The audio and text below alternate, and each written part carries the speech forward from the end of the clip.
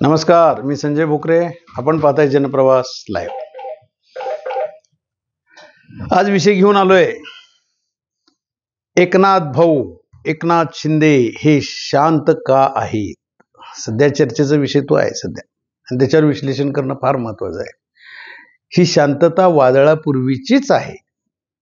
प्रश्नचिन्ह सुद्धा देणं चुकीचं आहे, कारण तसं ते शांतच असतात. आतापर्यंतची त्यांची कारकीर्द जिथं चढाई करायची आहे, लढायचं आहे, तर ते शांत राहतात आणि एकदम दणका देतात. हे आपण बघितलं. शिवसेनेत असताना उद्धवजींना जसा दणका दिला, त्याच्या आधी किती गुप्ततेने हे सगळं केलं असेल हे आपण बघितलं. की आपण सगळेजण फुटायचं आहे, सगळेजण उद्धवजींच्या शिवसेनेतनं बाहेर यायचं आहे आणि वेगळी शिवसेना निर्माण करायची आहे. किती शांततेत होते. काही कळत होतं का? कुणालाही कळलं नाही. महाविकास आघाडीमध्ये सगळे, म्हणजे पवार साहेबांनी एकदा बोललेलं आठवतंय की आम्ही हिंट दिलेली होती, पण आता त्या बोलण्यात काही अर्थ नाही. एकनाथ शिंदे आत्ता जे शांत आहेत, ते का शांत आहेत? ही वादळापूर्वीची शांतता आहे मी म्हणतोय. ते स्थानिक स्वराज्य मतदारसंघाच्या निवडणुकीत सुद्धा आपली ताकद दाखवायचीच ह्या जिद्दीत ते आहेत. त्यांच्या जवळची बरीच माणसं आपल्याला भेटतात, चर्चा करतात. मुंबईतले पत्रकारही एकमेकात चर्चा करतात. पण आता फार महत्वाचं आहे, कारण देवाभाऊ सुद्धा इकडे आक्रमक झालेले. देवाभाऊ सुद्धा आता घटक पक्षांना जे आधी निवडणुकीच्या आधी जे प्रेम होतं, तेवढं प्रेम आता त्यांचं बहुतेक राहिलेलं नसावं, असं एकंदर त्यांचे एक निर्णय बघितल्यानंतर जाणवतंय आणि दिसतंय. आता नुकतेच हे OSD नेमायचे, प्रायव्हेट सेक्रेटरी नेमायचे, PA नेमायचे, आता सगळ्या गोष्टीत देवाभाऊ दखल घालतायत की उद्या कुठला डाग लागता कामा नये. कारण आता तानाजी सावंत वगैरे एक सगळे घोटाळे, चर्चा झाली ती झालीच म्हटलं पाहिजे. विरोधी पक्षांनी आता रोहित पवारांनी काढलं आरोग्य खात्यातला तानाजी सावंत 4,500 कोटीचा घोटाळा काढला. त्यामुळे थोडं एकनाथ शिंदेच्या शिवसेनेला सुद्धा जाणवलं की नाही, आपल्यात सुद्धा काहीतरी गडबड आहे, आणि त्यांनी लगेच त्यांना बाजूला केलं, मंत्रिमंडळात स्थान दिलं नाही. हे एकनाथ भाऊंचा निर्णय अतिशय चांगला निर्णय, की नाही, आपण आपला पक्ष बदनाम होता कामा नये. मग अशा वेळेला आता परत शिवसेना सुद्धा एकनाथ शिंदेची फुटणार म्हणून किती चर्चा झाली मधल्या काळात. काय कारण?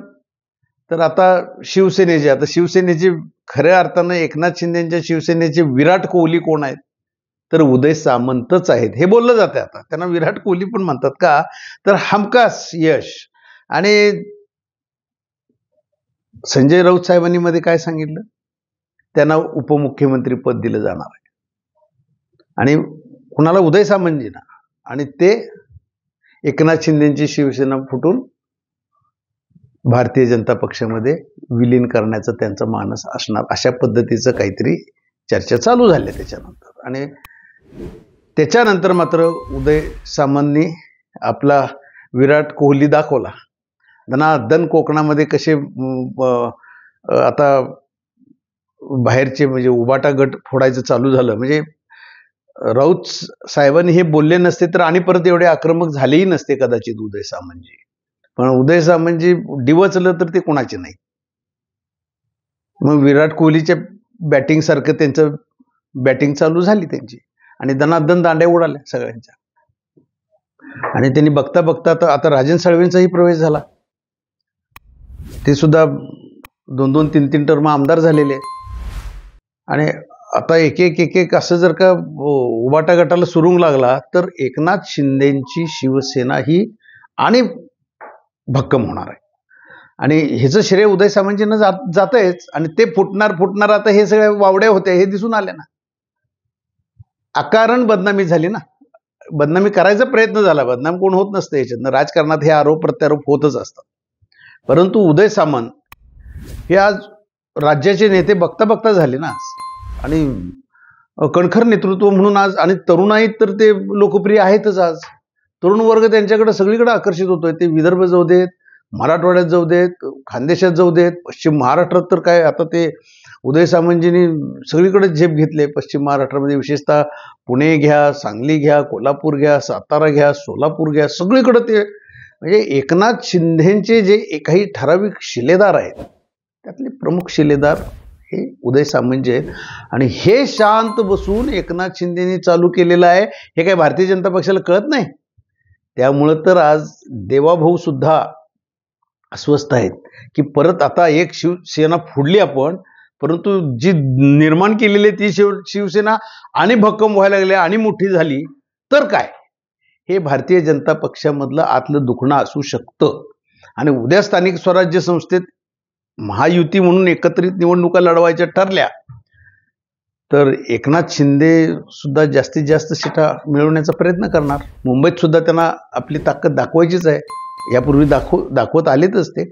आणि या स्थानिक स्वराज्य मतदारसंघाच्या निवडणुकीच्या निमित्तानं ते ताकद दाखवणार आहेत. हेच वादळापूर्वीची शांतता आहे म्हणतो मी, हेच वादळ उठणार आहे आणि बघता बघता ते आपली ताकद दाखवायला सुरुवात केली आहे म्हणायला काही हरकत नाही. आणि त्याचं सगळं उदय सामंतजी जे काही कूटनीती असेल, मुत्सद्दीगिरी असेल, काय जे धूर्तपणे गोष्टी करायच्या आहेत त्या करत निघालेले दिसत आहेत. नुसतं आपापल्या मतदारसंघापुरतं हे मंत्री नाहीत, आता हे सगळीकडं आपले शिवसेना पसरवत निघालेले आहेत. आणि उद्याच्या काळामध्ये एकनाथ शिंदेना हलक्यात घेऊन चालणार नाही. आणि त्यांचं अमित शहाच्या बरोबर दिल्लीत भारतीय जनता पक्षाचे नेते त्यांच्याशी अतिशय चांगलं आहे. त्यामुळे उद्याच्या काळातलं राजकारण हे शिवसेना आक्रमक झाल्याशिवाय राहणार नाही असंच म्हणावं लागेल. एकनाथ भाऊ ना हलक्यात घेण्यात अर्थ नाही, हे आत्ताचं चित्र तिथं दिसतंय. आणि त्यांचे भक्कमच आहेत आमदार, आत्ता खुळे नाहीत आमदार फटाफट लगेच आत्ता इकडे आले तिकडे गेले. मतदारसंघात काय तोंड दाखवणार आहे तुम्ही मग? म्हणजे असं तुम्ही आत्ता फुटतील अशी अपेक्षाच करू नये. आणि उदय सामंतजींना आपल्या कामातनं दाखवलं, हे आरोप घाणेरडे झाले ना, दाखवून दिलं त्यांनी. आता आणि पोखरतील कुठं कुठं कुठं कुठं काय काय करतील काही सांगता येत नाही. परंतु हे डिवचलं की दाखवतात. उद्योग मंत्री होते त्यामुळे ते मुख्यमंत्र्यांच्या बरोबर परदेश दौऱ्यात गेले, उद्योग आणले, सगळं केलं, हे त्यांचं काम आहे. मंत्री म्हणून आता उच्च तंत्र शिक्षण मंत्री पण होते ते गतवेळेला, तिथेही त्यांनी चांगलं काम करून दाखवलं. उद्योग मंत्री म्हणून सुद्धा आता ते अतिशय चांगलं काम करतायत, उद्योगधंदे आणतायत. जे गुजरातलं सगळं गेलं म्हणत होतं तसं आता इथनं पुढच्या काळात म्हणता येणार नाही, कारण ते भांडतायत ज्या त्या वेळेला. आणि आपल्याकडे उद्योग कसे येतील ह्याचेही प्रयत्न करतात, उद्योजकांना ताकद देतात, त्या जिल्ह्यात जातात, वेळ देतात. हे शिवसेनेला पूरक आहे ना. एकनाथ भाऊंना ही ताकद आहे एक प्रकारची. म्हणूनच मी म्हटलं की उदय सामंत हे विराट कोहली आहेत आणि उद्याच्या काळात हे दिसून येईल. शिवसेना आता हलक्यात घ्यायचं नाही. आता भारतीय जनता पक्ष घटक पक्षांना किती किंमत देणार ते आत्ताच त्यांनी जाहीर करून टाकले. आम्ही स्वतंत्रपणे निवडणुका मुंबई महापालिकेच्या निवडणुका लढवू असं बोलून गेलेले आहेत त्यांचे प्रदेशाध्यक्ष बावनकुळे साहेब. आता ज्या त्या वेळेला जे ते होणार आहे ते आपण समोर बघणार आहे, त्या त्यावेळेला विश्लेषण करणार आहे. परंतु आता एकनाथ भाऊ शांत बसले, ही वादळापूर्वीची शांतता आहे म्हणायला हरकत नाही. कारण त्यांच्याबरोबर उदय सामंत सारखा विराट कोहली ज्यांना आपण म्हणतो त्या राजकारणातला, तसं तो बरोबर एक व्यक्तिमत्व आहे. असे बरेच जण आहेत त्यांचे सहकारी. परंतु पुढच्या काळामध्ये, आगामी काळामध्ये स्थानिक स्वराज्य मतदारसंघामध्ये शिवसेनेला हलक्यात घेण्यात अर्थ नाही. एवढंच आज या निमित्तानं. उद्या पुढच्या भागात भेटू.